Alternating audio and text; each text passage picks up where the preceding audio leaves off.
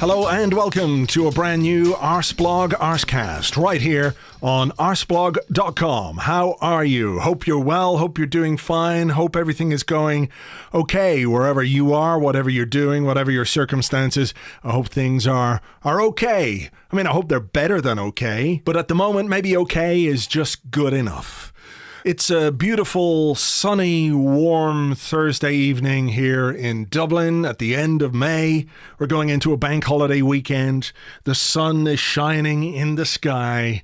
Well, like 93 million miles away, but it's a pretty hot thing, the sun. So we're feeling the heat here. The window is open. I've got the blind down because otherwise the sun is shining right through my window and I'll roast alive. And I've got a show for you. I was struggling a little bit this week. If you've been listening regularly throughout the lockdown and throughout this crisis, I've been trying to sort of bring people on to the podcast and find guests that might be interesting who can help us with the fact that there is no football to talk about, which is what this podcast is nominally about. But this week I was kind of struggling a little to think about what we were going to talk about.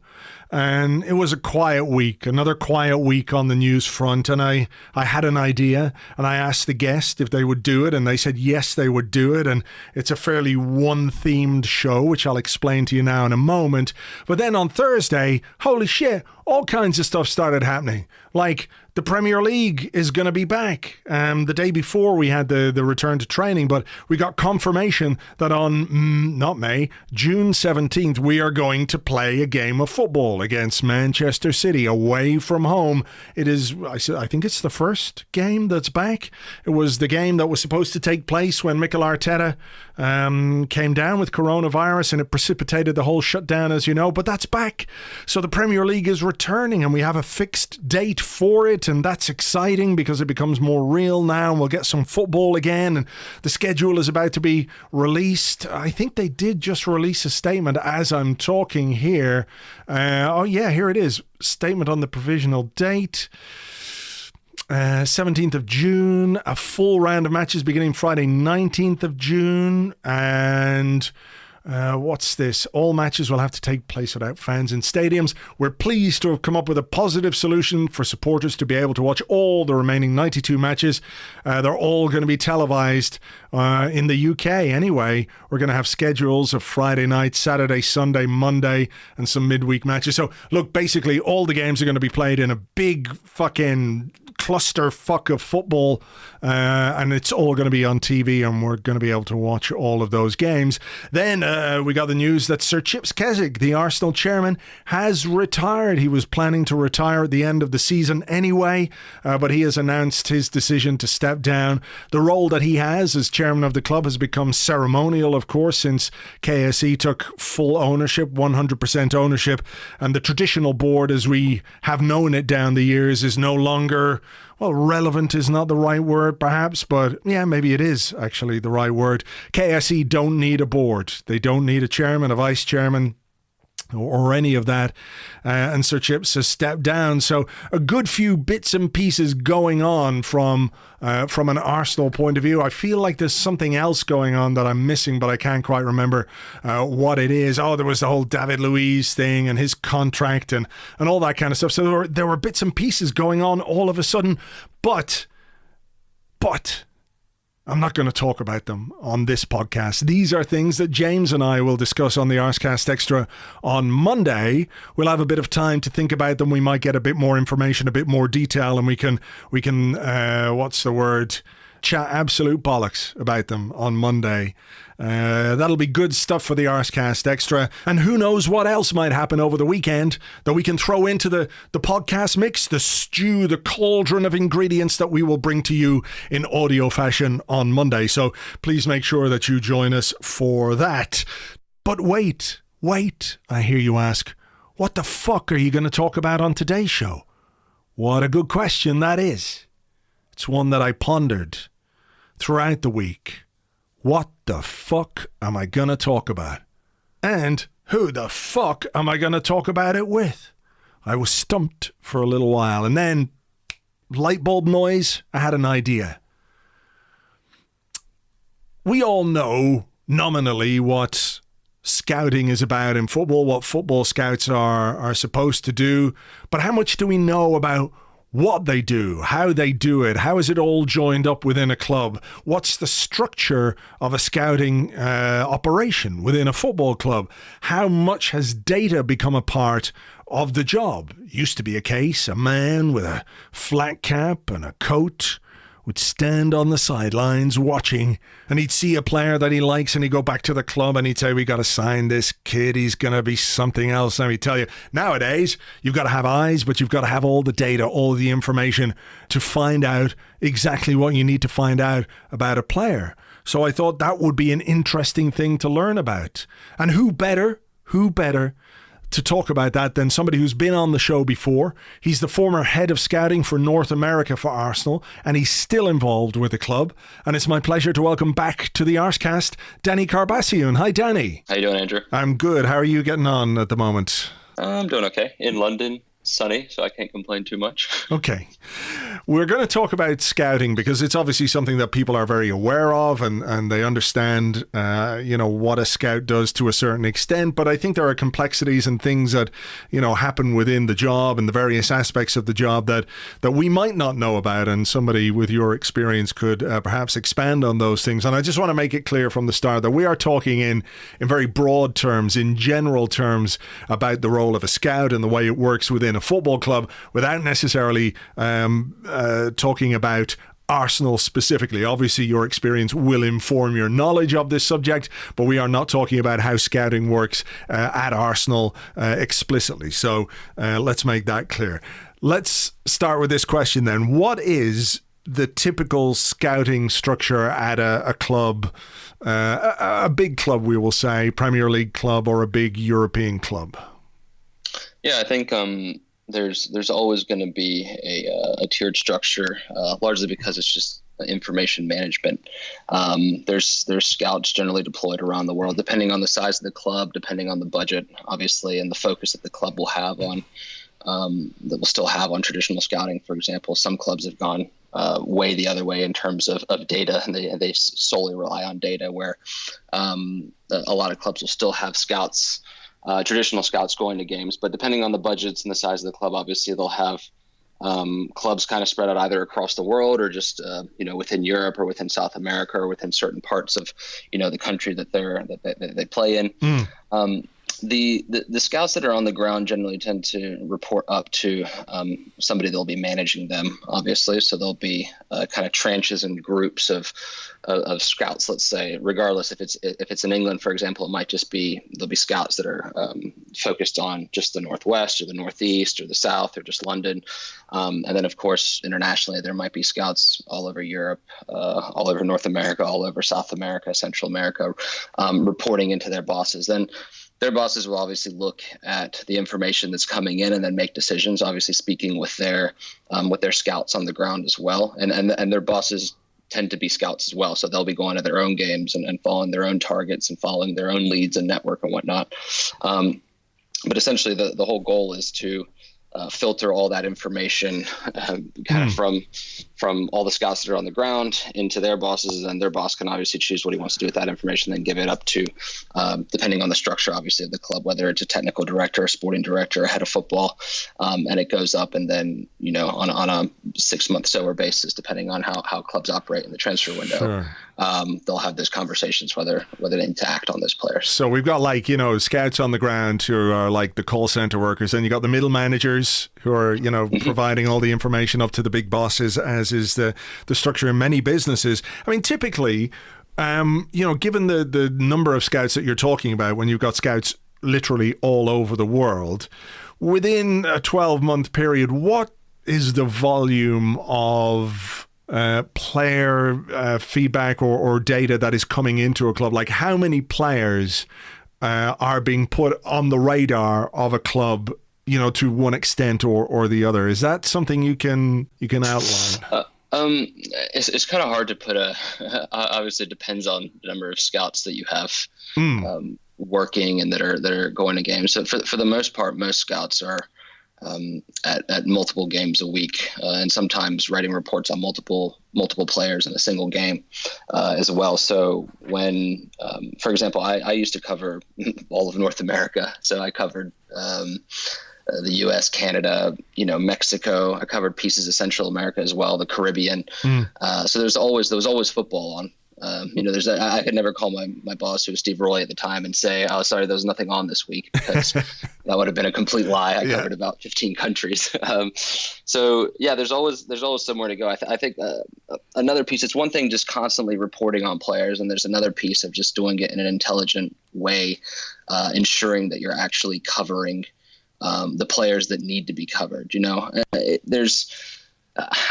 It's hard to say like there's this number of reports that are coming in, obviously, because you'll go watch a lot of players, watch a lot of games, and then if a player is doing really well, for example, and you get tipped off about him, you'll go and you'll write a report about him just in case. Not just to cover yourself, obviously, because you want to get eyes on him, but he might not be good enough for the club, but you will still put a report in to give your opinion on him, to ensure that if he does end up going to another club, for example, in 6 months' time or a year's time, your boss or his boss can go back into the system and be like, "Oh, okay, Danny went to watch this player, and these are what his thoughts were on the player at the time, for example, or this is why he didn't want to pursue him."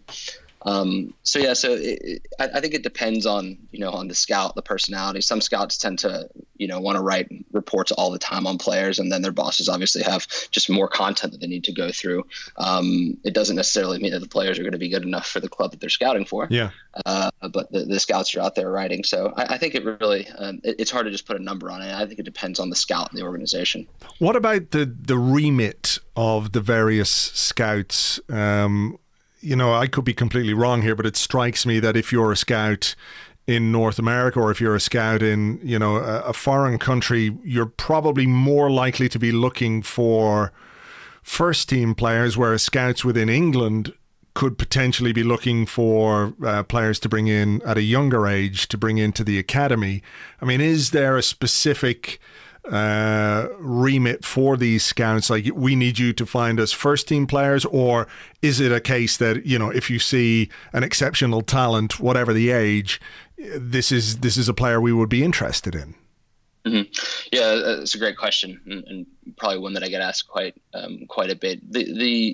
Generally the international scouts will, as you say, like, it's much harder to bring, especially now, youth players in from abroad. Like, there has to be some pretty interesting or special circumstances for that to happen.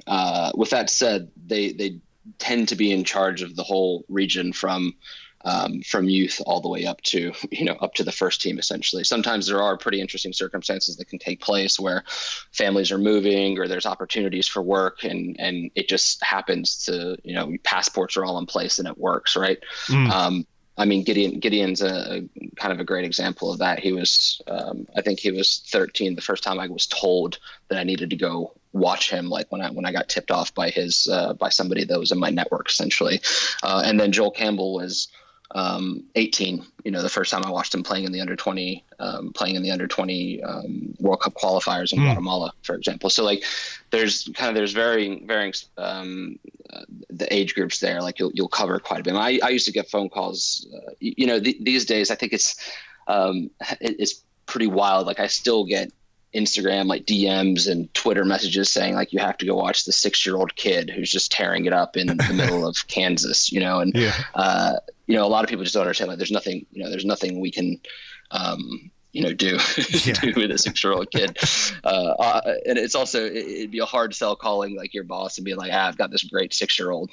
We just need to fly, him and his entire family over to the UK and spend all this money. So there's that. And then generally in the UK as well, a lot of clubs will tend to have the academy scouts and first team scouts as well. And some, when I was covering the US, actually, I was actually covering I did cover a lot of first team stuff, but I was covering the age group that kind of falls between very young kids and then the first team stuff. So, like, 16, 17-year-old kids. So I was watching quite a few, youth games, not particularly professional games, or professional games where there was a player that was doing exceptionally well, that was 16 or 17, that was getting opportunities. the scouts over here will tend to either be first team scouts exclusively, or academy scouts. I quite enjoyed when I did move back over here and I was going to games here and there. I didn't do any. I haven't actually even done any particularly youth games since I've been in the UK for the last 4 years.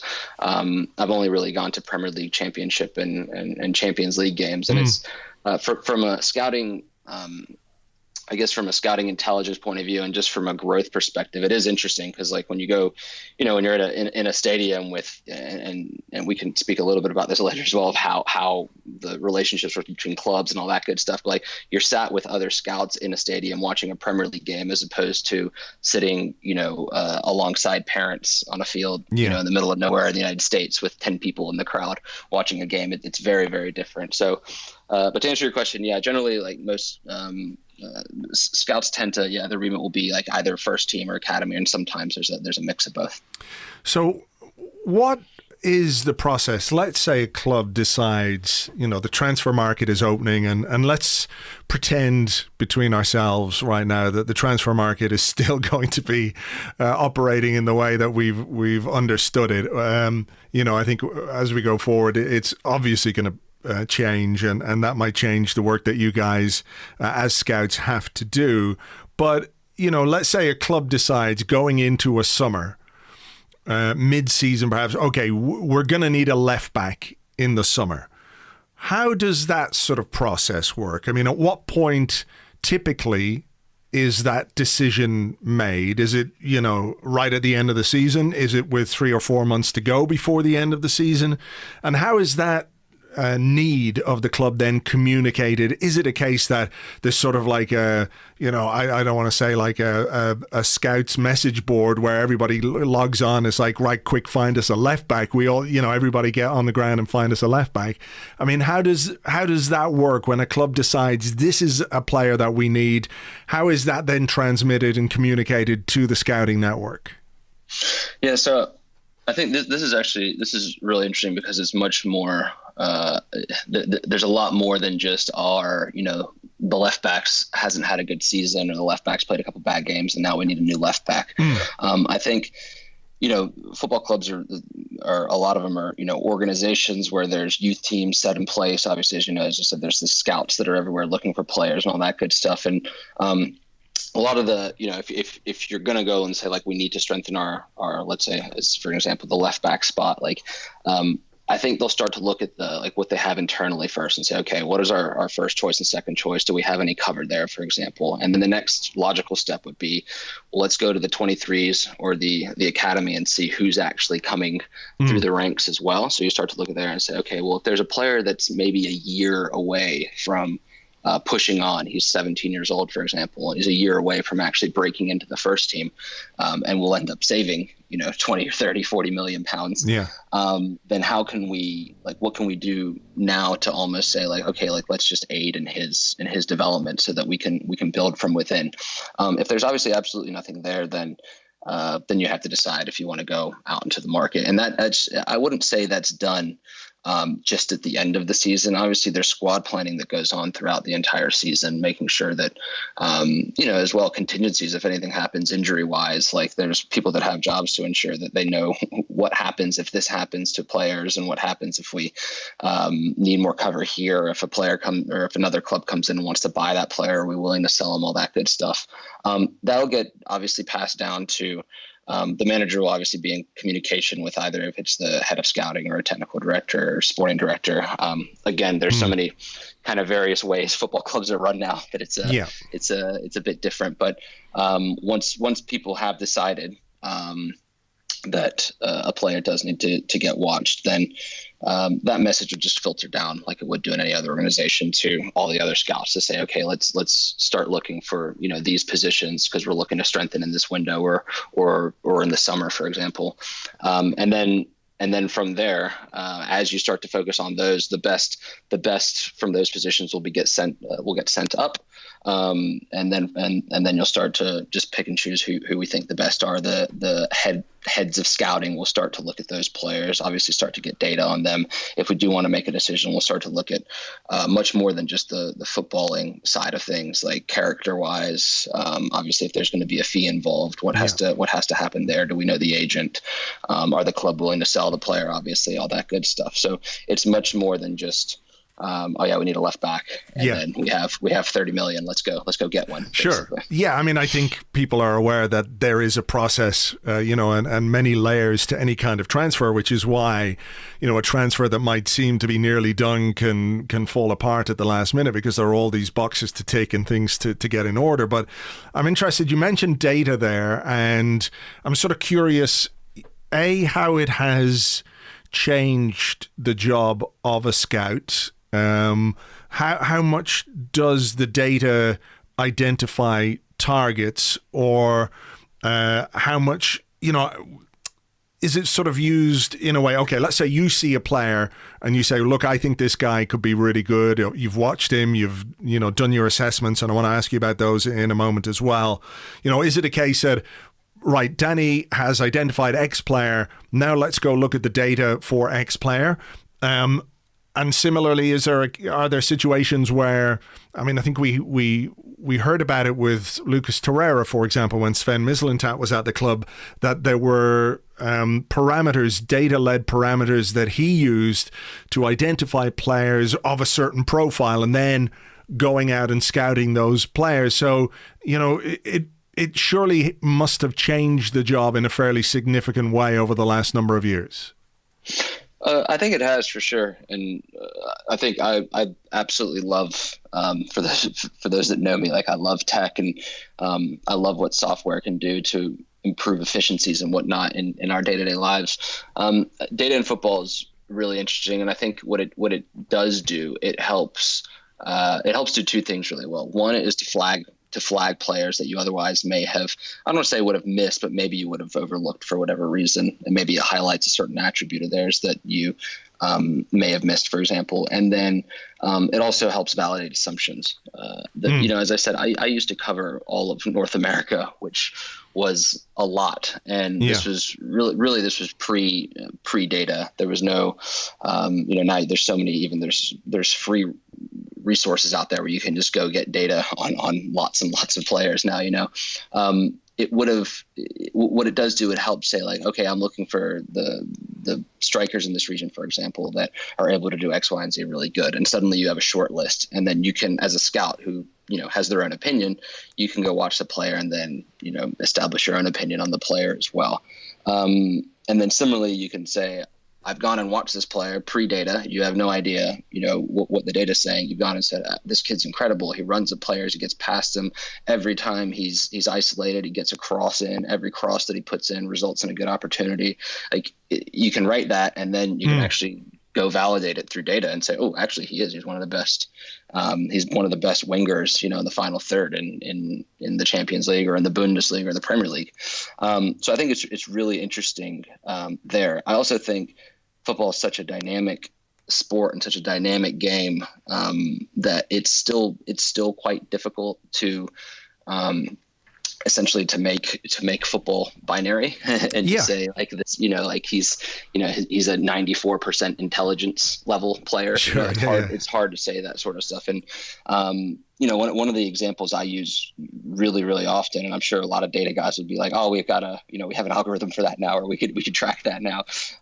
Is Zidane used to always just drop a shoulder and let the ball run across his body, and that would be kind of the brilliance, and that would be what got him space and got him time to make the next killer pass. And all that would be actually tracked would be a pass from A to B, and B being Zidane, and him just getting the ball and then playing it, when that doesn't really tell the whole story. There's I think data does help quite a bit, but I think it's like plugging into the way traditional scouts go out and watch players and all that good stuff now in a nice way. Obviously, sometimes I think, like, there's still, like, the ultra, like, we only need traditional scouts, and then there's the ultra, like we only need data and that's it. And I think like most stuff, like being kind of in the middle and trying to adopt both, I think is an interesting place to be. No, absolutely. Yeah. I mean, look, I think there's an old fashioned view that, you can see with your eyes whether a player is any good. But I mean, have there been times when you have an opinion about a player, or you've got some assumptions about a player, and you look at the data and things, once you've looked at that data, become obvious? I mean, can you miss things in a player's game that become apparent once you're aware of them, if you like, you're looking for them?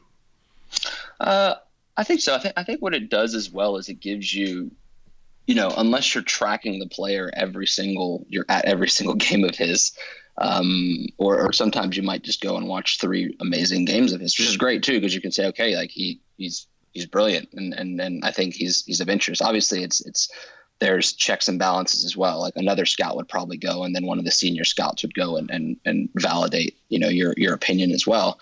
But I think what it does do when you go watch a player a couple times, then you actually see the data and say, okay, like, yeah, maybe okay, so he's not as good in headers, for example, aerial challenges as I thought he was. The next game I go to, I'll exclusively watch him in the air, or I'll pick a game where I know that he's going to have an absolute battle in the air and just see how he does. Yeah. A lot of really good scouts as well. I don't want to say they don't need that. That's kind of the beauty of kind of some of the best scouts in the world, is they can go watch 1 or 2 games and then give you an opinion on a player, and it's pretty spot on. Yeah. I think this just helps the process and it kind of democratizes it a little bit more in terms of just like having more information and then choosing what you do with it. Yeah. I mean, is the prevalence of data, does it really sort of make the job? I mean, I know when it comes to assessing players and what have you, it makes it, as you've said, not easier, but, you can discover things about a player, and you can find traits within a player, et cetera, and it works both ways. But is the availability of this data across the football world, does that make it more difficult to sort of unearth hidden gems, if you like, players that we all hope our club can discover from somewhere? And I think at the moment of someone like Gabriel Martinelli, who has come to Arsenal and not an unknown quantity. It's not as if nobody had ever heard of him and he'd had trials at Manchester United, et cetera. But that idea that, okay, you could go somewhere and you could find a player, maybe you're going to look at another player at a game and somebody else catches your eye and they could make a career from that. But, if all this data is available to all these football clubs, how does a club gain any kind of competitive advantage when it comes to the use of data, or is that even possible? I definitely think it's possible. I mean, to answer your first question regarding like Martinelli and in terms of like if data is available to everybody, I mean, that's that still makes traditional scouting super important. Obviously, there's the 4th division in Brazil doesn't have a data feed that you can just plug into and get all the actions of all the players from all the games, and it's like that for a lot of the leagues around the world. There is certainly a lot of data floating around now, but then again, as I said, it's choosing what you want to do with it. And I think the best data scientists are able to grab data and then write models around the information in such a way that is relevant and also helps tell a story and paint a picture, right? I mean, that goes across any organization. It's easy just to get a bunch of data and then kind of visualize it and say, well, here's all this. And it happens every single day, especially right now with coronavirus and COVID-19, all this. There's so many things that are just hitting you in the face data wise that doesn't really tell any story, but it's just data. I think the best data teams, especially in the football world, are able to actually, how do I say this? Like turn what's happening into the pitch into something that you can actually converse about and have a strong conversation about, and then go action off of as well. So if you look at a report and say, okay, like he is very good at doing, as I say, X, Y, Z or whatever, going and saying, you know what, like the data's right. Or maybe I wasn't looking at that player before because we were looking at a different type of profile of a player, but this guy actually ticks, like 7 of the 8 boxes that we're looking for. Yeah. And we can go from there. So I don't, it's still, as I said, like football's it's so fluid. It's not like baseball where it's either you get on base or you don't get on base. Like I read Moneyball, I enjoyed Moneyball, loved Moneyball. But they're such different games, and they're so dynamic, and creative players are able to thrive in the game because you can't put numbers on some of the stuff that they come up with. Yeah. So I think it certainly helps. And some clubs will get a competitive advantage out of it. But you also see some clubs that have gone completely the way of data, and it's been a complete competitive disadvantage, if you will. Do you feel like the data and the information that clubs can get can become more sophisticated? Because like you say, you give that example about Zidane, and there's no metric for, dropping the shoulder and finding space, or, someone you played with, Cesc Fabregas, the ability really to sort of look up around and see what's on while the ball is being played to you, playing with your head up. I know that's probably something that you would look at as a scout with your eyes, et cetera, but to make that a data point is probably quite difficult. It feels to me, and I'm very much a layman in this thing, but it feels to me like over the last number of years, the amount of data and the various metrics have become a lot more sophisticated, and they're being developed over time. I mean, do you think that there's a sort of a point of no return where we've sort of got everything down to the nth degree, or is it something that can be developed even further? I mean, I think that, as you said, it has gotten much, much better. I mean, before there was data in the game. All it was the number of passes that you've made, the number of meters you've ran. That was the initial. That was V1, if you will, of data. And now it's gone way, way deeper into like XG, expected assists, all that good stuff. I think it will continue to. And as I said, like I have a bunch of friends that work in not just at Arsenal, but across in the US and stuff that work in football and data. There's a bunch of new consultancies that are coming out that provide data to football clubs and help analyze players and managers and all that good stuff. I think it is getting, it's getting better and better and more sophisticated. But as I said, I think there's small things that make football so special and make players so special that will continue just to be hard to quantify. I mean, I watched that. I don't know if you saw the Cesc spoke to Rio Ferdinand the other day in a really cool interview talking about just his career and all that good stuff on YouTube. It was a really good watch. But Rio and him were talking a little bit about they're basically just like bigging each other up the whole time. Being like, when I played against you, it was so hard because every time like Cesc got the ball, he was saying every time you got the ball, Cesc, like you would look up. The first thing you did was look up, and then we were in trouble right away because your first pass was always forward to Thierry or Dennis. Yeah. And Cesc said the same thing. He was like, but against you guys, like I struggled at times because that space wasn't there when I looked up. And Rio was like, what I used to do was the moment that you were about to get the ball is I'd like shove, basically like push Thierry or push Dennis and get them off track just a little bit, and then create like 3 yards and drop off a little bit and prevent you from playing that ball. And that like what ends up happening is that, like, I mean, from a data perspective, I'm sure this is getting quantified.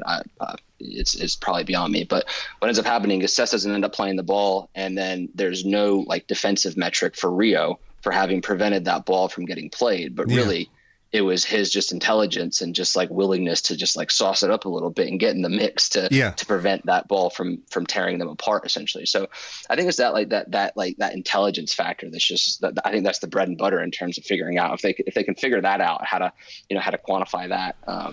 Then yeah. But also, in my opinion, it takes away a little bit of the special part of the game too, so. Sure. No, I mean, I think it's people who've got the ability to see those things and to recognize those things for what they are, as well as being able to marry them and analyze the data that they've got on those players, I suppose, who will turn out to be the most successful scouts or find the most successful recruitment strategies.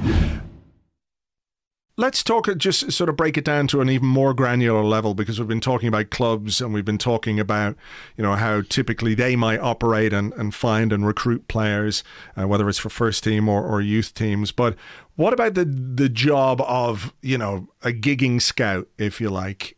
How does that work for him? In the sense that, there's obviously a process to go through, to get access to games. just to get into the stadium? I mean, are there, there's obviously communications between the clubs. Do you have to say, hello, my name is, Danny, I'm the scout for X. I want to come and see today's game between blah and blah. I mean, are there official forms or is there a network of access that scouts generally have available to them? Yeah, so that was one of the big things that was massively different from when I moved from the U.S. back over here and began going to watch games a little bit here, was just how just the relationships between the clubs and between the secretaries of the clubs reaching out to each other and requesting tickets, which is, in my opinion, it was just a really cool kind of plot that I just didn't know existed in football, and just specifically in the Premier League.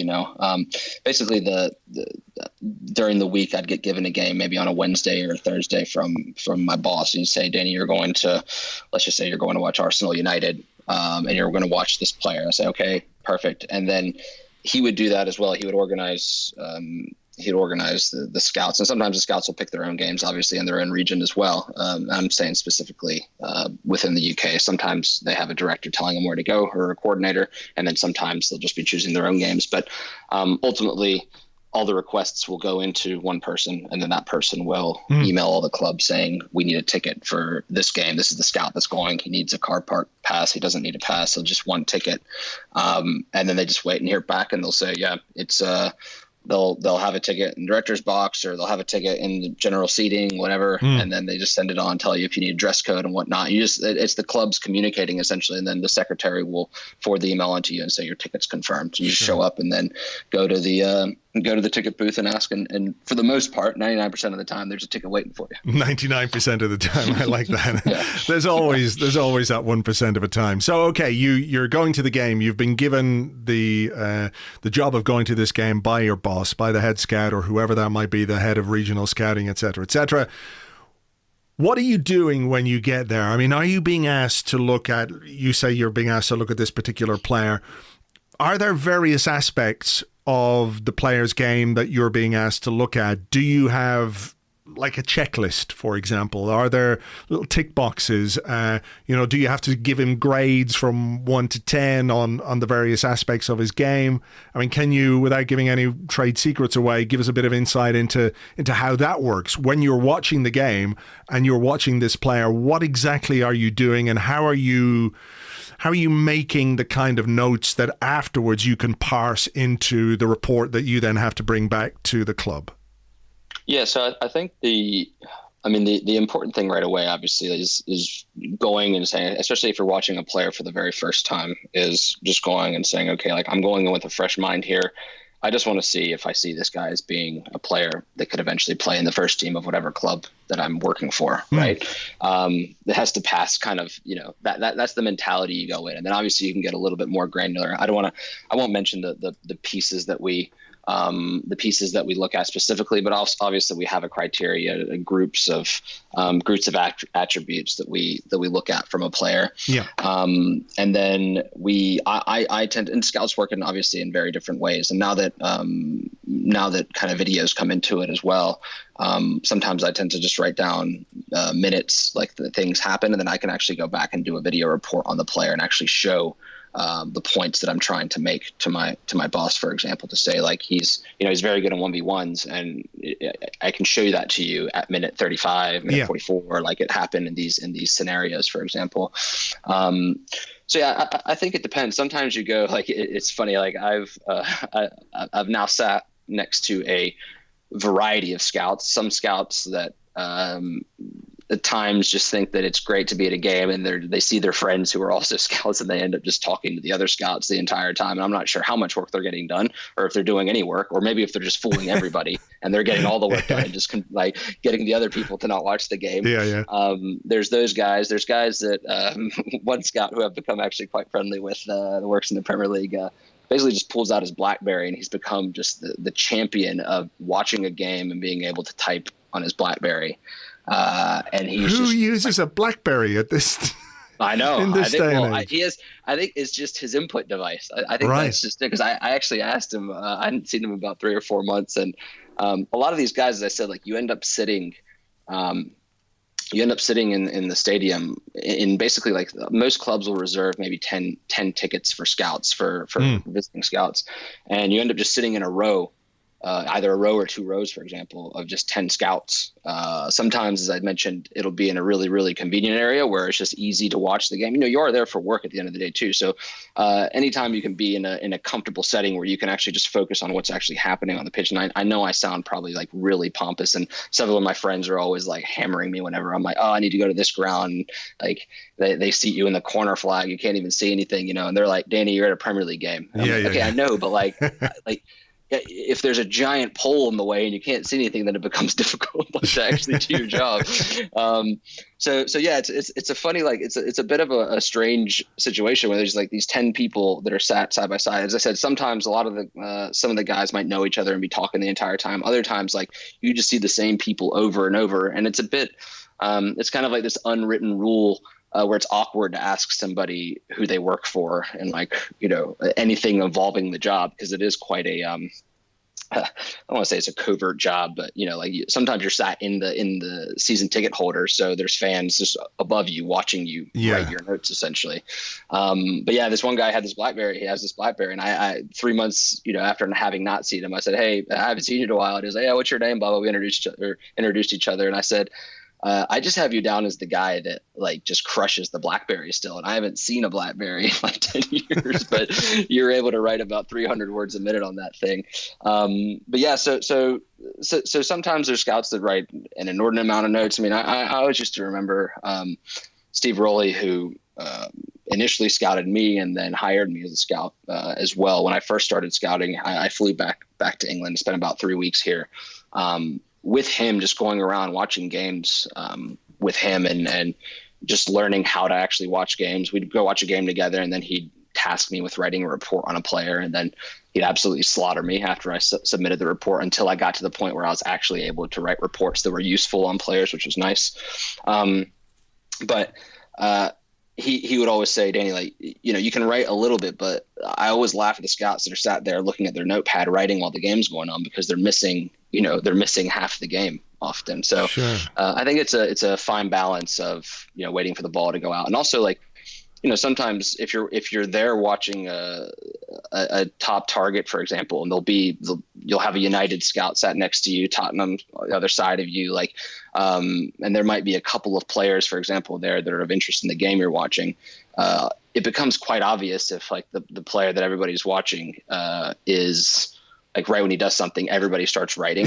And I know it sounds silly because it's always in the press saying, oh yeah, like, Arsenal are on this player, Tottenham are on this player, United are this player, all that good stuff. But like, you do try, and I'll go back and say like, oh yeah, I'll tell my bosses, I saw Tottenham were there last night, and whenever so-and-so touched the ball, their scout was literally writing something down. They'll be, oh, that's interesting. We didn't know they were in for him as well, or they were interested in him as well. So would that make any difference to a club? Like if, for example, let's say you're there to scout one player, and, you look around you and these nameless, faceless rival scouts from whatever club they come from, they're all busy jotting down something when a different player is doing something in the game or does something in the game, and you go and report that back. I mean, could that potentially influence a club's outlook on that player? I mean, I don't know if it would influence the outlook, but it might just make you think like, oh, have we like maybe let's get another, like we know like 4 other scouts have seen that team play and have seen that player. Like, let's just ask to make sure, like, we're not, like almost double checking yourself. So I'm sure the other clubs are doing the same thing. You don't go around asking who you work for without relaying that information, unless you're just ecstatic to know who was in attendance that day. Yeah. Yeah, it is. And that goes, I've been to some games in Spain and France as well. And similarly, they put the scouts all in kind of one area and everybody's there, writing. You can always tell who the scouts are from about a mile away. Sure. Largely because whenever the home team scores, they're all sat down looking quite miserable. Is it a competitive business, Danny, in the sense of, okay, look, there's a limited pool of players and there's, all the clubs are looking for the best players that they can possibly get. I mean, within the scouting industry itself, I mean, you guys aren't the ones who are really making the decisions, because you've got to bring them upstairs and the clubs have got to do the deals and find the money and all that kind of stuff. But is there an element of competition between scouts that if you've got someone on your radar, how do you, if you feel like this is a player that not too many people are looking at, how do you do your work without tipping your hat to other clubs? Yeah, I mean, I think that's first of all, it is obviously it's very, very, very competitive. I think at the first team level, if a player is doing particularly well, then it's going to be hard to like hide any sort of interest. And also at the end of the day, the club, if for example I'm watching a player that's based in London and I'm continuously going to watch him, then our secretary is obviously messaging that club on a weekly basis saying, like, can I get another ticket? Can I get another ticket? So if anything, I'm sure the secretaries are like, oh, okay, I know who they're interested in. Like, they keep coming to watch our team play on a weekly basis. Yeah. I don't like it.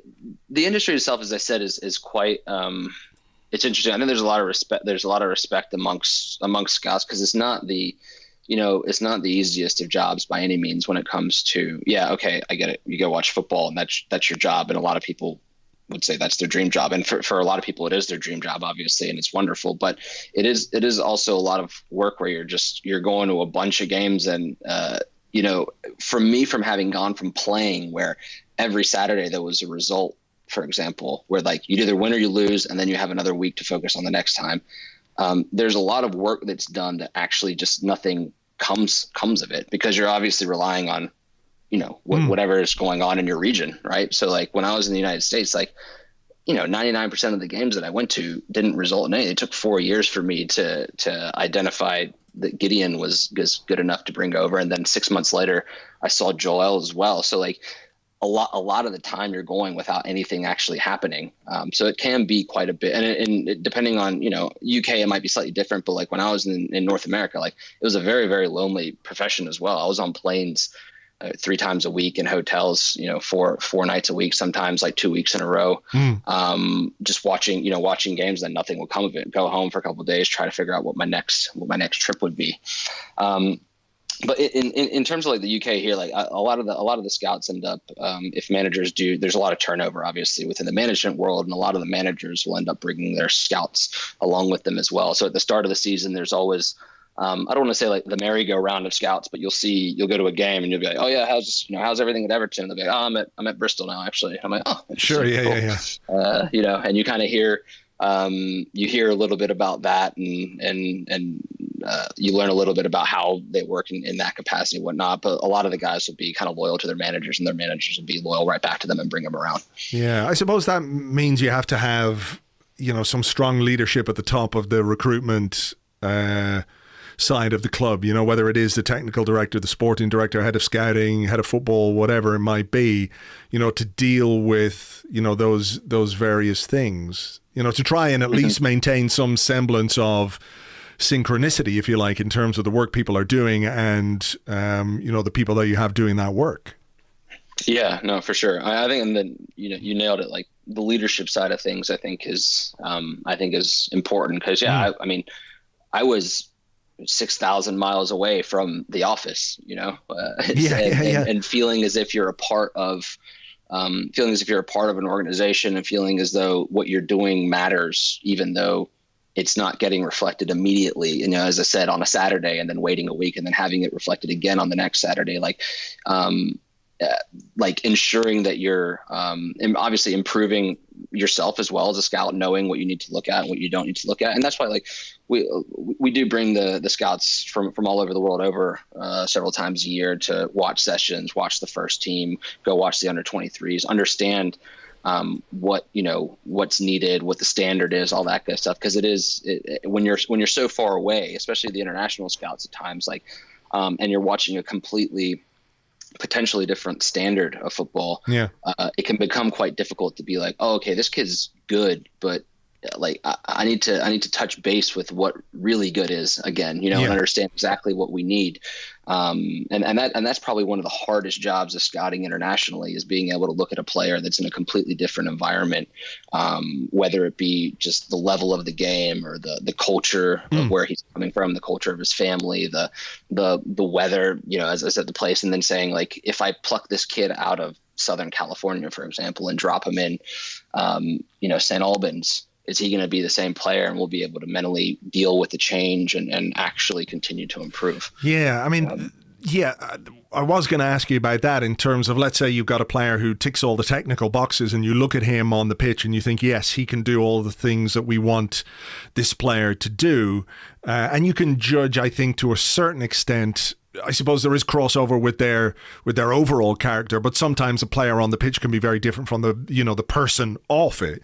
Is that another part of the process where, if you say all the technical criteria are here, do you then have to have conversations with the player to gauge whether or not they're going to be the right fit for a club? Whether it's because they're a young age and it might be too much too soon for them, or whatever it might be. Do you have to have those conversations? I mean, I think so. I mean, you might, especially if it's a young player, you'll try to get to meet the player and understand what he's like as a kid and as a person, all that good stuff. And you'll also you'll just, as a scout, it's much more, your job's much more than just going to watch a player. It's certainly understanding and putting together an entire package / story of what the player's like on the field. And then, one of the questions you'd get asked is, like, what's the situation back home? Does he come from a good environment? Like, if we take him away, like, is he just going to be a wild child when he comes to London? Is he a fighter? Like, all this good stuff that you just want to have, you want to have the full picture whenever you bring a player into any dressing room, just so it's not going to completely disrupt absolutely everything. But that is sometimes the hardest part. I brought a boy over from the United States. The first boy that I brought, we didn't end up signing him. Excellent player. Technically, tactically, like had a lot of really, really, really good, and he's still a good player. Like, had a lot of good things going for him. When he came, it was funny. I asked him, like, after 2 weeks, I said, like, can you see yourself? Or I think actually Steve Rowley asked him, like, can you see yourself, being here and living in London, all this good stuff. And he was young as well, but he was like, nah, not really. We were like, oh, well, that's interesting. Yeah. But again, like, they're young kids, but it's just like, man, how, have a little bit of, and I remember his agent was just like, I don't think he meant that. And I was like, well, what did he mean then? Yeah. But yeah, it is hard. It's not, when push comes to shove, I think everybody wants this dream of being able to play, professional football and all that good stuff. After 2 weeks on a trial, maybe it's not for everyone. You learn quite quickly that you don't want to be away from your family and friends, and maybe, that life potentially, although it looks great, it's just not, not for you. So having those conversations and building that portfolio on the entire players is absolutely important. Yeah. I wonder, is that something that we kind of underestimate at times, the culture change and the change in environment. And, I think any young player could look at, moving to London or moving to Arsenal, as a hypothetical, of course, as a great opportunity. But, I know, that there are players who have gone from Ireland to England and struggled with homesickness and haven't made it in England because they're homesick. And there isn't a vast difference between life in Ireland and life in England in terms of the culture, the weather, et cetera, et cetera. So when you're bringing a kid, let's say from maybe South America or, somewhere else in Europe where the lifestyle and everything else is vastly different, it it can often be a significant problem for them. Yeah, no, for sure. I mean, I came from the United States, and for me, adjusting, it took me a solid year to adjust. And I spoke the same language, at least on paper, spoke the same language. And then when you actually heard some of the kids in the dressing room speak, I'd be like, I didn't understand a single word you just said, but I imagine it was nice. I don't know why everybody's laughing. It is, it is hard. And uh, and I think a lot of times, like, that doesn't just happen at the youth level too. There's plenty of clubs that end up signing players for substantial amounts of money where it just doesn't work out, whether the player never settles or the player's family fails to settle, which of course means the player might be unhappy and all that good stuff. So it's just it's just hard. It's much more than just like, oh, he's a great striker and he can finish and he scores a lot of goals, so he'll definitely come into our team and be great. Like it's much more than just that. 2 final questions just before we go. What is the main difference, would you say, in the way that a scout looks at a game and a fan looks at a game?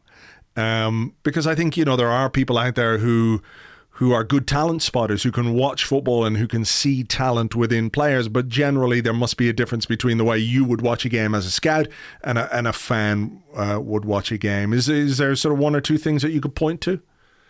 So I think one of the most interesting things that I learned when I made kind of that transition from playing to scouting was going to a game and literally watching a player for 90 minutes and just essentially just watching that player and how he reacts on the ball, off the ball, when the ball's off the pitch, when his team's losing, when his team's winning, when he gets tackled really hard, if the weather's poor. Like you'll leave the game with this remarkably clear picture of, one guy that was a part of this 22 man show that had just taken place. That became difficult just because, as a fan, like you want to go watch a game and enjoy the game for what the game's worth, and not necessarily if the left winger has the ball. I don't want to be watching the right back, especially if he's walking up the pitch, just trying to get back to the halfway line. And I think that's a big piece. I mean, with that said, like I'll have conversations with football fans after games, and often like they'll make some some really amazing points about players where they'll have just focused on a certain guy the whole time and all that good stuff. I think sometimes it tends to get a little bit difficult when you have to go watch, when you're given 2 or 3 targets in a game and you're trying to focus on like what's going on as the game's developing across, especially if they're on different teams, understanding exactly how they played throughout those games. Because you're expected obviously to do that.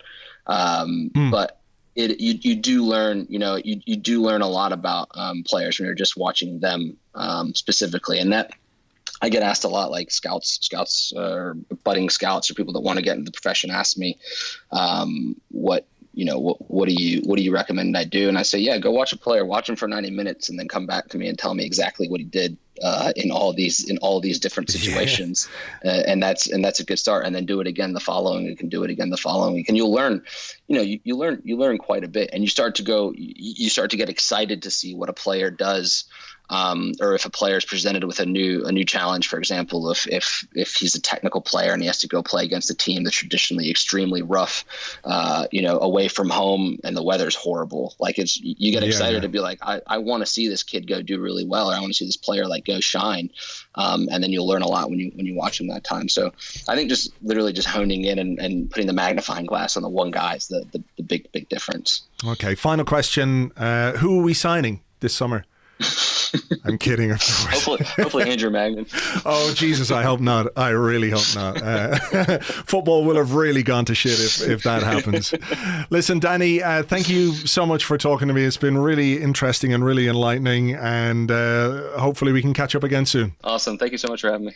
Thanks a million to Danny Karbassiyoon, former Arsenal player, formerly head of scouting for North America for Arsenal, and he is still involved with the club. I hope you enjoyed that. I hope you enjoyed his insight into, how scouting works. It was obviously a bit difficult because he couldn't really go into any great specifics about how things are done at Arsenal because, you just don't put that out there, and you certainly don't tell, a bloke on a podcast how you do things and what exactly you're looking for. But as a general view, an overall view of scouting and the work that scouts do, I hope you found that interesting. You can follow Danny on Twitter as well if you like. He is at @dkarbassiyoon. @dkarbassiyoon. There's a blue ball in my office who's a fucking moron. He's a fucking idiot. I've got the door open, I've got the window open, and he's just buzzing around here, and I want to kick his stupid fucking head in. Get out, you fucking prick. Sorry, I really, really don't like blue bottles. Like, what is the fucking point of them? Fuck off. Get out.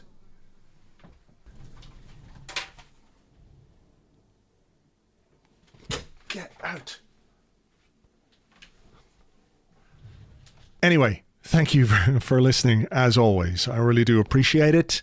Your continued support, on the site while things have been slow, and on Patreon is hugely appreciated, not just by me, but by everybody involved in the site. And now that football is on its way back, we hope to ramp up the stuff that we're doing and give you even more. And hopefully Arsenal can give us some good performances and some good results as we look to finish the 2019-20 season at last. James and I will be here on Monday. We'll have an Arsecast extra for you then. In the meantime, have yourselves a great weekend, whatever you do. Catch you on the next one. Until then, cheers. Bye-bye.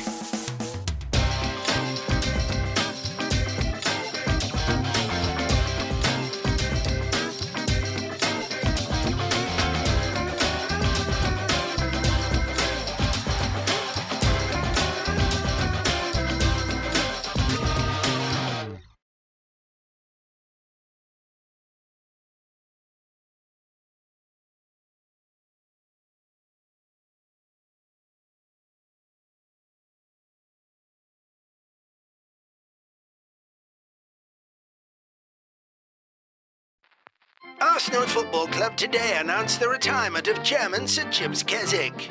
Chairman Sir Jibs Keswick says, "That's it, you cunts, I am out of here. I'm off down my villa in Costa del Sol. Sea, sand, and sangria. What more do you want? Enjoy the rest of your lives with that soft fucking ballet dancer Josh Crockett."